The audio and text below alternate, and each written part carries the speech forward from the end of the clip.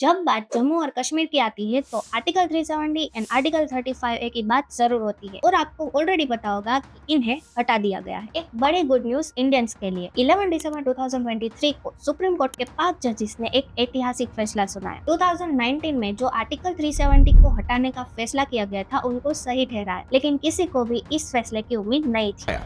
We have held that Article 370 is a temporary provision on a reading of the historical context in which it was included. Constitution of India in its entirety to the state of Jammu and Kashmir is that the constitution of the state is inoperative. लेकिन आज 9 साल बाद supreme court ने इसे मंजूरी दे ही दी। पर ये articles normal articles नहीं थे। इनमें कुछ ऐसी चीजें मेंशन थी जो इन्हें इतने सालों तक इंडिया में कंट्रोवर्शियल एंड हिस्टोरिकल मुद्दा बनाती थी। जान दे देंगे इसके लिए, क्या बात कर रहे हो आप? उनको हटाने के बाद भी आज तक उनकी चर्चा होती रहती है। ये आर्टिकल्स एक बहुत ही यूनिक रीजन के लिए लाए गए थे और जब उन्हें हटाया गया तो उनको हटाने का तरीका भी यूनिक था। उनको हटाने के लिए 4 से 5 साल लग गए और जो प्लान और स्ट्रेटेजी बनी थी वो भी काफी इंटरेस्टिंग थी। आज के इस वीडियो में डिटेल्स में जानेंगे कि ये आर्टिकल्स क्यों लाए गए और उनको हटाने के लिए कौन कौन से तरीके अपनाए गए। तो इस वीडियो को एंड तक देखिए और पसंद आए तो लाइक और शेयर जरूर कीजिए।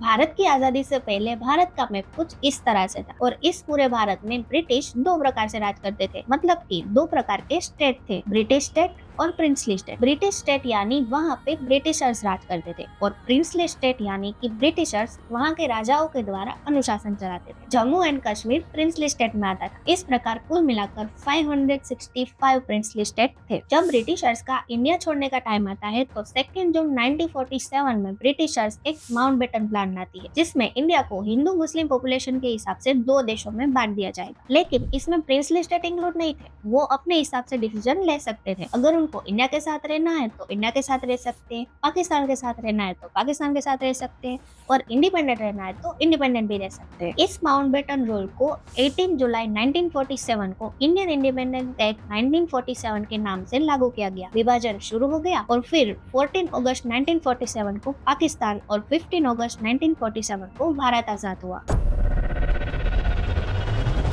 ये एरिया कुछ इस तरह से बांटा गया। ये जो खाली हिस्सा है वह सभी प्रिंसली स्टेट है। भारत से सरदार वल्लभ भाई पटेल और पाकिस्तान से जिन्ना इन प्रिंसली स्टेट को एक करने की कोशिश कर रहे थे, लेकिन ये इतनी आसानी से डिवाइड नहीं हुआ था। कुछ लालच के साथ और कुछ डंडे के जोर से ये प्रिंसली स्टेट बहुत मुश्किल से एक हुए थे। तो जब भी ये प्रिंसली स्टेट एक हुए, इस इंस्ट्रूमेंट ऑफ डॉक्यूमेंट पर सिग्नेचर किया गया। समय के साथ सभी स्टेट भारत के साथ पूरी तरह से जुड़ गए, लेकिन जम्मू एंड कश्मीर भारत के साथ नहीं जुड़ा, क्योंकि जम्मू एंड कश्मीर में राजा हिंदू था लेकिन वहाँ की मोस्ट पॉपुलेशन मुस्लिम नहीं। जम्मू कश्मीर में लगभग 77% पॉपुलेशन मुस्लिम थी और उस समय वहाँ के राजा हरि सिंह थे और उनको जम्मू कश्मीर को इंडिपेंडेंट रखना था। उनको किसी के साथ नहीं मिलना था। जब भारत और पाकिस्तान आजाद हुए तो उन्होंने कहा कि ना ही उनको भारत के साथ रहना है और ना ही पाकिस्तान के साथ, और वो किसी भी इंस्ट्रूमेंटल ऑफ असेशन पे साइन नहीं करेंगे। हाँ, एक चीज थी जो वो कर सकते हैं, एक स्टैंडस्टिल एग्रीमेंट पर साइन कर सकते हैं और इस चीज की ऑफर भारत और पाकिस्तान दोनों को दी गई, जिसमें से पाकिस्तान ने इसको साइन कर दिया, जिसका मतलब था कि पाकिस्तान एंड जम्मू कश्मीर के बीच trade, travel, communication and essential commodities स्वतंत्र रूप से होगा। लेकिन भारत ने इस स्टैंडस्टिल एग्रीमेंट को साइन नहीं किया। अब पाकिस्तान ने इस एग्रीमेंट को साइन किया था, लेकिन पाकिस्तान को ऐसा महसूस हो रहा था कि जम्मू एंड कश्मीर पाकिस्तान के साथ जोड़ना चाहिए, क्योंकि वो पाकिस्तान का हिस्सा है और वहाँ पे मुस्लिम पॉपुलेशन भी ज्यादा थी। और जब उन्हें महसूस हुआ कि ये स्टैंडस्टिल एग्रीमेंट कोई काम का नहीं है, चीजें हाथ से निकल चुकी है, तो अगले ही दिन कश्मीर पे हमला कर दिया। धीरे धीरे ये फाइटर्स श्रीनगर के नजदीक पहुंच गए और वो राजा हरि सिंह के एरिया में पहुंचने वाले थे। अब राजा को समझ में आ गया कि जम्मू एंड कश्मीर हाथ से निकलने वाला है और उनकी जिंदगी खतरे में है, तो उन्होंने भारत से मदद मांगी। तब भारत ने कहा कि जम्मू एंड कश्मीर ने इंस्ट्रूमेंटल ऑफ असेशन साइन नहीं किया है, तो जम्मू एंड कश्मीर भारत का हिस्सा नहीं है, इसलिए हम मदद नहीं कर सकते। इसलिए 26 अक्टूबर 1947 को राजा हरि सिंह ने इंस्ट्रूमेंटल ऑफ असेशन पे सिग्नेचर किया। अब जम्मू एंड कश्मीर भारत का हिस्सा बन गया, तो कश्मीर का डिफेंस, एक्सटर्नल अफेयर्स और कम्युनिकेशन भारत की जिम्मेदारी बनी। अगले दिन 27 अक्टूबर 1947 को भारत के सिख बटालियन को कश्मीर में एड्रॉप किया गया और पाकिस्तानी मिलिट्री द्वारा घेरे गए एरिया से पीछे करने की कोशिश की गई। अब ये वॉर भारत वर्सेस पाकिस्तान में बदल गया और फिर कुछ समय बाद यूएन की रिजोल्यूशन आती है, जिसमें सबसे पहले ये लिखा गया कि जो भी जहाँ है वहीं पे युद्ध रोक दो। इसलिए 1 जनवरी 1949 को भारत और पाकिस्तान जहाँ पे थे वहीं पे रोक दिए गए गए और LOC वही बना दिया गया। UN ने फैसला किया कि जम्मू और कश्मीर में क्या होगा वो वहाँ के लोग डिसाइड करेंगे। सबसे पहले पाकिस्तान अपनी आर्मी बाहर निकालेगी और फिर भारत अपनी आर्मी बाहर निकालेगी। उसके बाद जम्मू और कश्मीर में एक प्लेबिसाइट होगी जो जम्मू कश्मीर के द्वारा मैनेज की जाएगी। फिर फैसला किया जाएगा कि जम्मू और कश्मीर किस देश में। उस समय ये चर्चा शुरू हुई कि जब तक ये नहीं होता जम्मू कश्मीर कैसे चलेगा, भारत और जम्मू कश्मीर के बीच जो एडमिनिस्ट्रेटिव रिलेशन है उसका क्या होगा। तो भारत और जम्मू कश्मीर के बीच इस मुद्दे पर बातें शुरू हुई। इसलिए कुछ टेम्पररी सॉल्यूशन लाते हैं ताकि जम्मू कश्मीर की प्रोग्रेस होती रहे। और जब ये सब चल रहा था तब भारत भी आजाद हुआ और भारत का कॉन्स्टिट्यूशन भी बन रहा था। उस समय जम्मू और कश्मीर का भी कोई अपना कॉन्स्टिट्यूशन नहीं था और न ही कोई कॉन्स्टिट्यूट असेंबली थी। इंस्ट्रूमेंट ऑफ असेशन के मुताबिक किसी भी कीमत पर भारत के आने वाले कॉन्स्टिट्यूशन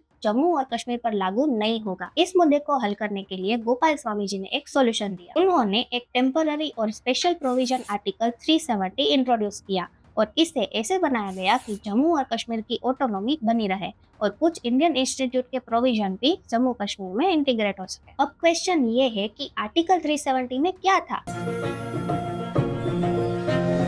आर्टिकल 370 में सबसे पहली चीज ये थी कि इंडियन कॉन्स्टिट्यूशन के दो प्रोविजन जम्मू कश्मीर पर लागू हो गए, आर्टिकल 1 एंड आर्टिकल 370। इसके अलावा और कोई भी कॉन्स्टिट्यूशन और प्रोविजन जम्मू कश्मीर पर लागू नहीं होगा। आर्टिकल 1 में ये था that is Bharat shall be a union of state, और ये जो शब्द है यूनियन ऑफ स्टेट उसमें जम्मू कश्मीर भी शामिल है। इस आर्टिकल पर कोई विवाद नहीं था, ना तो जम्मू कश्मीर की साइड से और ना ही भारत की साइड से। दोनों ही मानते थे कि जम्मू कश्मीर भारत का हिस्सा है। आर्टिकल 370 में ये था कि इंडियन पार्लियामेंट इंडिया के लिए कोई भी लॉ बना सकता है, लेकिन जम्मू कश्मीर के लिए पार्लियामेंट में सिर्फ 3 चीजों पर लॉ और रूल्स बना सकता है, फॉरेन अफेयर्स, डिफेंस और कम्युनिकेशन। आर्टिकल 370 में ये भी लिखा गया है कि उसको कैसे हटाया जा सकता है। आर्टिकल 370 को हटाने के लिए सबसे पहले जम्मू कश्मीर की सरकार से अप्रूवल लेना होगा, उसके बाद जम्मू कश्मीर की कॉन्स्टिट्यूट असेंबली से अप्रूवल लेना होगा, और जब ये दोनों अप्रूवल मिल जाते हैं उसके बाद president of India presidential order pass करेंगे और उसके बाद 370 हटाया जाएगा। लेकिन आर्टिकल 370 को हटाने की सबसे बड़ी प्रॉब्लम ये थी कि जम्मू और कश्मीर की कॉन्स्टिट्यूट असेंबली ने जम्मू और कश्मीर का कॉन्स्टिट्यूशन बनाया और बनाने के बाद वो डिसॉल्व हो गई। मतलब जम्मू और कश्मीर की कॉन्स्टिट्यूट असेंबली बची नहीं, और जब वो बची नहीं तो अप्रूवल कैसे देगी। तो इस वजह से आर्टिकल 370 को हटाना बहुत ही मुश्किल हो गया था। इस वजह से कश्मीर के लीडर्स बहुत ही कॉन्फिडेंट होकर बोल रहे थे कि आर्टिकल 370 कभी नहीं हट सकता। will never be able to remove Article 370. जरा करके दिखाएं फिर देखें। 200 साल हुकूमत करेगी तो भी वो होता है। You cannot touch Article 370. वो कभी भी अगर वो 10 दफा भी हिंदुस्तान के प्राइम मिनिस्टर बनेंगे तो 370 को नहीं छोड़ सकते।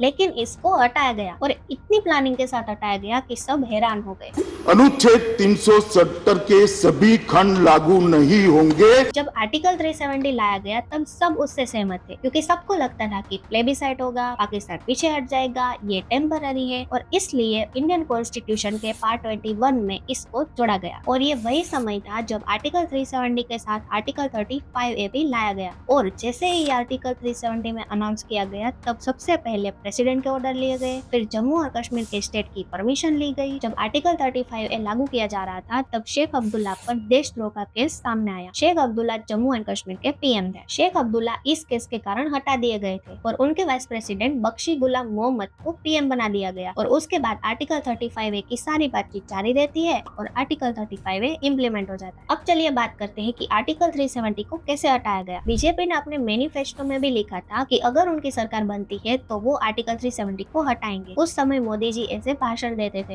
लाल चौक में फैसला हो जाएगा किसने अपनी माँ का दूध पिया। और आपने नेताओं के नारे भी सुने होंगे कि एक देश में 2 विधान, 2 निशान और 2 प्रधान नहीं हो सकते। और फिर आता है साल 2014। 25 नवंबर 2014 से 20 दिसंबर 2014 तक जम्मू और कश्मीर में इलेक्शन होते हैं और बीजेपी पूरी ताकत से इलेक्शन लड़ती है। और जब रिजल्ट आता है तब सब शॉक हो जाते हैं। बीजेपी, जिसको जम्मू और कश्मीर में ज्यादा सीट नहीं मिलती थी, उससे 25 सीट मिलती है, जो PDP से 3 सीट पीछे थी। PDP को 28 सीट मिली। और ये दिन 1 मार्च 2015 ये माना जाता है कि उस दिन आर्टिकल 370 हटाने की नींव रख दी थी। 23 अगस्त 2018 को सत्यपाल मलिक को जम्मू और कश्मीर के गवर्नर के रूप में भेजा जाता है। इन 2012 सत्यपाल मलिक बीजेपी के नेशनल वाइस प्रेसिडेंट भी बने थे। इसके ऊपर बीजेपी को कॉन्फिडेंस था लेकिन सत्यपाल मलिक का काम जम्मू और कश्मीर में गवर्नर बनकर खत्म नहीं होना था। असली खेल तो शुरू होगा 6 महीने बाद, जब प्रेसिडेंट रूल जम्मू और कश्मीर में लागू होना था। 20 दिसंबर 2018 इस दिन 6 महीने पूरे हो जाते हैं और जम्मू और कश्मीर के कॉन्स्टिट्यूशन के हिसाब से प्रेसिडेंट रूल लागू हो जाता है। 19 दिसंबर 2018 को गवर्नर एक नोटिफिकेशन जारी करते हैं। उसमें लिखा है कि गवर्नर के द्वारा यानी कि सत्यपाल मलिक के द्वारा प्रेसिडेंट बनकर जम्मू कश्मीर को चलाएंगे। यानी आर्टिकल 370 को हटाने के लिए कॉन्स्टिट्यूट असेंबली का अप्रूवल चाहिए था,